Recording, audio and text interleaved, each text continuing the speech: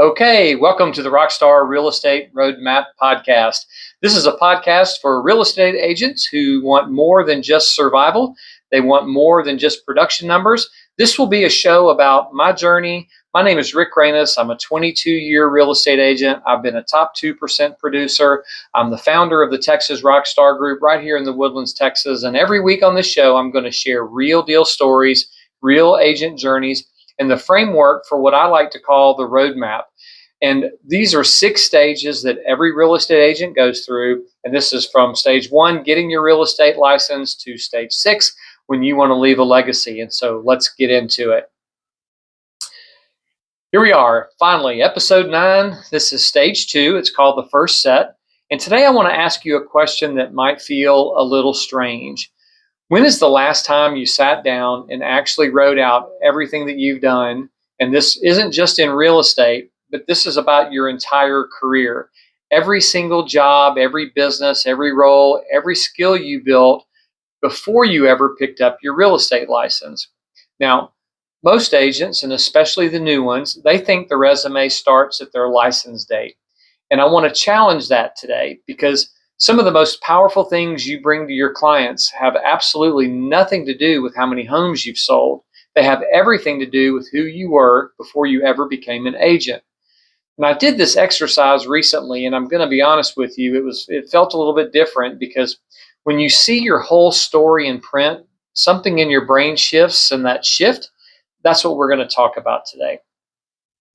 We're going to be covering 3 things in this episode. Number 1, your personal resume, how that resume feeds directly into your buyer and your listing consultations, and why a follow-up system, even a simple one, is what separates the agents who stay in business from the ones who disappear. So let's get into it.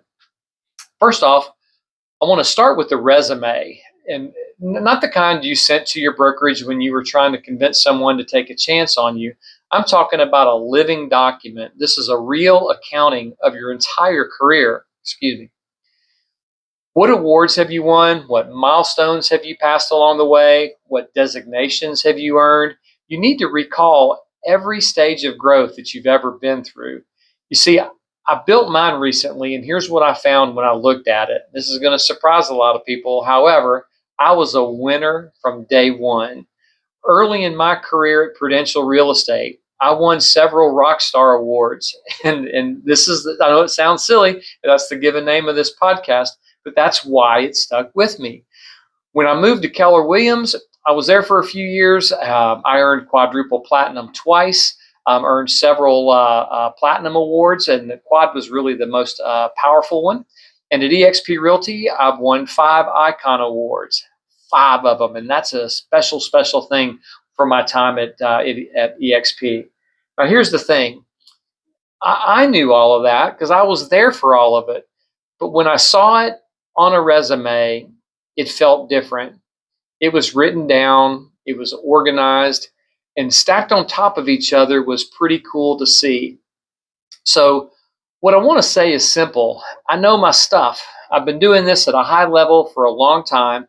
And what's crazy is that I still needed to see it in black and white to truly feel it. But even more than that, this is where it gets interesting, and because this is specifically for the stage 2 agent who thinks they're starting from scratch. You're not starting from scratch. You never were. Before I got into real estate, I've been an entrepreneur basically my whole life. I owned a remodeling company, mainly doing kitchens and bathrooms. And before that, I owned an auto repair shop and a wrecker service. And none of that looked like real estate on paper, but every single bit of it made me a better agent. While I owned the remodeling company, it helped me when I walked into a house and immediately understood the value of the current design of the home, or what the buyer potentially was going to need to do to make it better, or even yet, what types of seller costs were going to need to happen to make the home presentable to put it on the market. And I knew what a kitchen renovation actually cost because I had done it. I knew what a bathroom cost because I'd done it. And I knew what moved the needle and what was just noise. And sellers loved that I could speak their language in helping them prepare their property so that they could get the most amount of money for it. Now, the auto repair shop and the wrecker service, well, Those taught me how to deal with people who were frustrated. They were scared, and at their worst. When a car breaks down, emotions run high, and guess what? Emotions run high in real estate. When a deal is about to fall apart, people go crazy. And back then, in the wrecker business, and even in the auto repair business, I learned to stay calm. I learned to stay solution focused, and I never took someone else's disappointment personally because they were upset at their own situation. Sometimes it was super expensive to get a car fixed or get a car towed. Man, did I hear about that. But that skill saved more transactions than I can count. Here's the point. I didn't leave those careers behind when I got my real estate license. I actually brought them with me. And all those things you've done in the past, you're bringing those with you. Whatever you did before real estate, whatever jobs you worked, whatever businesses that you built, whatever industries you came from, there are transferable skills buried in that history that your clients need today. You know, were you a teacher? Jen was, and what I learned about her, she knows how to explain complex things simply. She knows how to build trust with people who are overwhelmed. You know, who's in the military? If you were in the military, you understand discipline, you understand logistics, and exceeding under pressure. You know, if you were a nurse, you know how to read a room, manage anxiety, and communicate difficult news with calmness. And that contractor, whether you're a contractor, sales, finance, every single one of those backgrounds is an asset in this business if you see it that way. So here's the exercise I want you to do, and it looks a little different depending upon where you are. If you're in stage 2, new to the business, or still in your first few years, your resume doesn't just start with your license date. It starts with your life. Go back, list every job, list every business, every role you've ever had, and next to each one, I want you to write down what you've learned that applies to real estate. Did it help you with negotiation? Did it help you with customer service, project management, how to read people, how to handle stress? You'll be surprised how much you already know. Then I want you to add your real estate accomplishments. Go through every transaction, every milestone, every referral that came back to you. Even if it's 5 deals, you know what, even if it's 2, I want you to put it on paper and I want you to write down the good and the bad that happened during those first few transactions. And maybe you're a little bit further along in the business. You're possibly stage 4 or 5 and your resume looks extremely different. It's more about production volume. Maybe you have a team that you're growing. You've got market share. There's multiple designations. Your brokerages have given you some awards. You've got years of experience. But the principle is the same. You need to see it in front of you because we all get so busy doing the work, we forget to acknowledge what that work has produced. So build a resume, not just for a job application, but for yourself, and then look at it. And I want you to really, really, really look at it. Because here's what happens when you do this exercise. You stop second guessing yourself. You stop going into consultations hoping that the client likes you. You start walking in knowing exactly what you bring to the table because you've seen it with your own eyes. You know you're a success. So you're not just a licensed agent. You are a professional with a history, and it's time to own all of that history and turn it into something really, really great. Okay, stage 2. And here's why the resume matters more than just you're building your confidence. Because when you sit down with a buyer or a seller, especially early on in your career, you do realize that they're sizing you up. They want to know, can I trust this person with the biggest financial decision of my life? And how you answer that question isn't just in what you say, it's in how you show up. It's in how prepared you are. It's in whether you walk into that room knowing exactly who you are and what you've done, or whether you walk in hoping that they don't ask too many hard questions. So we're going to go over about the listing consultation first. What's the number one job in a listing consultation? Well, it's to demonstrate value before you ever talk price. You need to know the market. You need to know what it takes to sell a house in this environment. And now you have a process. You've got a system in place. You've seen it work. The seller isn't just hiring you to put a sign in the yard. They're hiring you for your expertise. They want your network and the ability to negotiate in their behalf. So you want to walk your sellers through your track record, and not in an arrogant way, but in a confident and a factual way. And here's what I've sold in your neighborhood. Here's how my listings perform against market averages. Here's my process from day one to close. And let the resume do some of the talking. If you're a systems person, love that. Tell them how you love to go through the tasks of all the things necessary to get their property sold. Now shift over to the buyer consultation. And I want to be really direct here, because this is one of the most skipped things in real estate. Do not skip the buyer consultation. Let me repeat that. Do not skip the buyer consultation. I've seen agents, listen, I did it early on in my career. Agents want to jump straight from, hey, I want to help you find that home. They jump in the car and they drive around showing all kinds of houses. And here we are 3 months later. You're worn out, you're exhausted, and the buyer is still, well, I'm just thinking about it. And you have absolutely nothing to show for it. A real buyer consultation sets expectations up front. You explain the process. You explain from the pre-approval, going under contract, going through inspections, getting to closing. You want to understand the entire timeline. You want to understand the buyer motivation. You want to understand the things that are non-negotiables for them. And you want to establish your value and their role through the process. And what's most important is you typically will get a commitment during the consultation. You find out if this person is a real buyer before you invest 40 hours of your life. So spend 1 hour to possibly save 40 is really, really cool.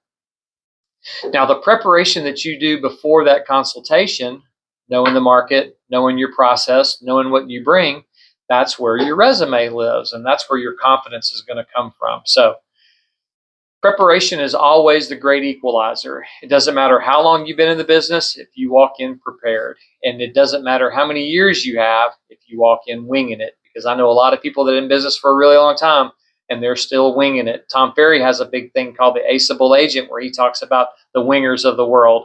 Don't be a winger, be a preparer. Okay, so now I want to tell you about the moment that I built my resume. See, I wasn't trying to impress anyone. I wasn't putting it together for a presentation or anything. It wasn't about a pitch. I sat down one afternoon and I started listing things out.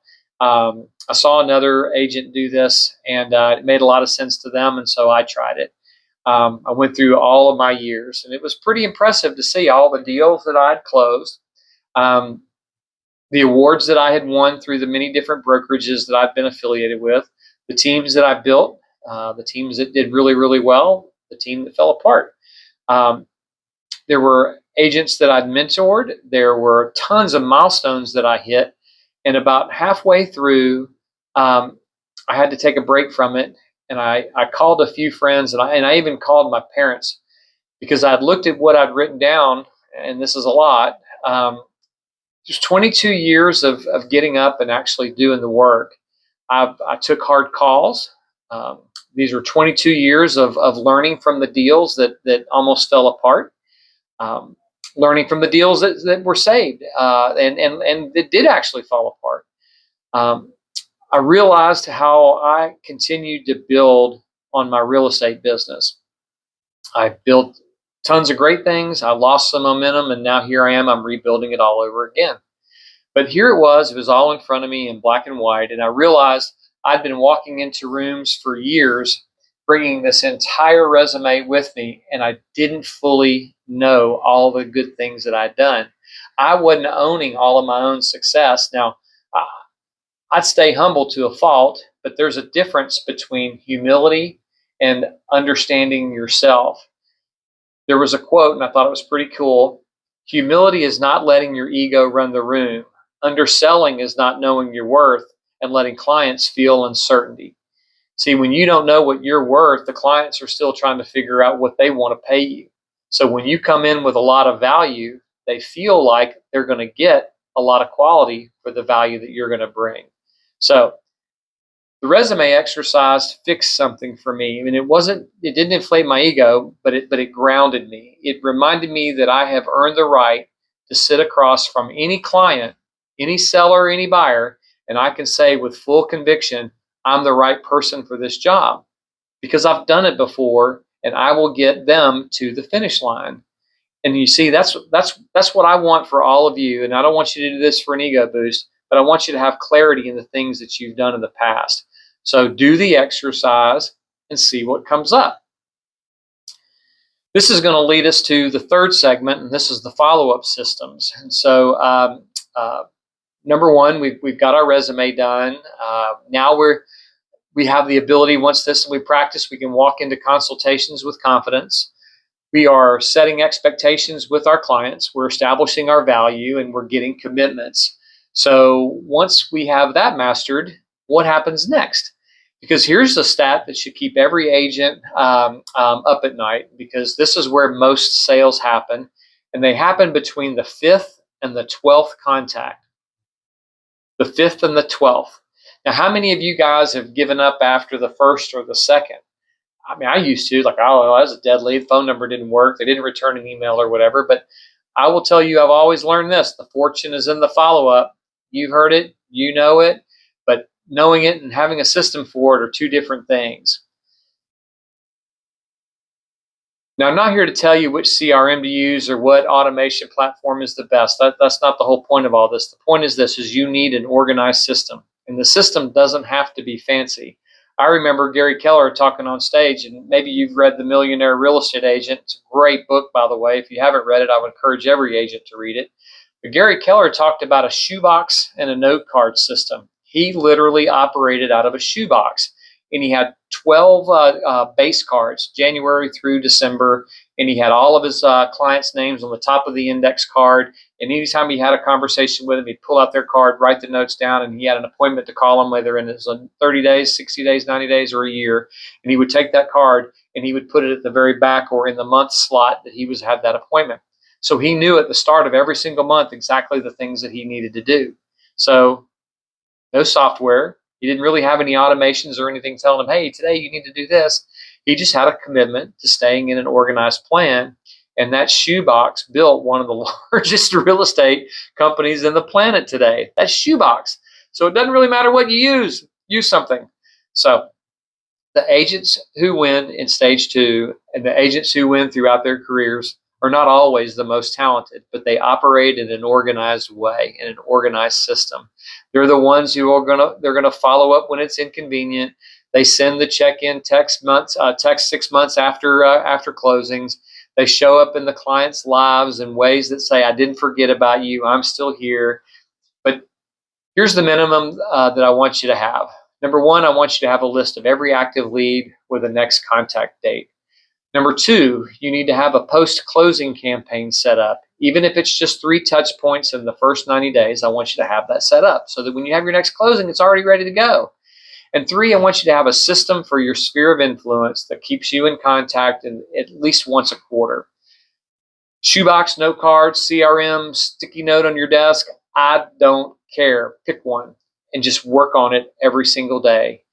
Because the agents who go dark after closing, who finish the deal and move on without a second thought, those are the agents who keep starting over, and they're the ones that are giving you the opportunity to steal their deal. So don't start over. I want you to stay focused. It's really, really important. So those are the 3 things to take away from today. And here we go, one more time. Build your resume, not for everyone else, but for you.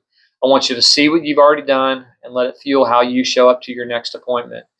And 2, I want you to prepare for those next appointments. I want you to prepare for your consultations like a professional. I want you to have a buyer presentation. I want you to have a listing presentation. I want you to show up ready, and I want you to be ready with confidence. And number 3, build that follow-up system. And I don't care what it is, any system, and I just want you to work it every single day. So if you're not sure which stage of the roadmap you're in right now, and if you're listening to this or thinking I'm in stage 2 or I'm already further along or whatever it is, I want you to go take my free quiz. It takes about 2 minutes, and it'll tell you exactly where you are and what to focus on next. It'll give you the opportunities and the challenges, and it'll give you an opportunity for you and I to sit down and have a discussion about where you are and where you want to be. And so that is at the RockStarRoadmap.com. That's /quiz. RockStarRoadmap.com /quiz. You can see it right here on the screen. My name is Rick Reynes. This is the RockStar Real Estate Roadmap, and I want to keep building. See you next week. And remember, as always, let's prosper together. Take care.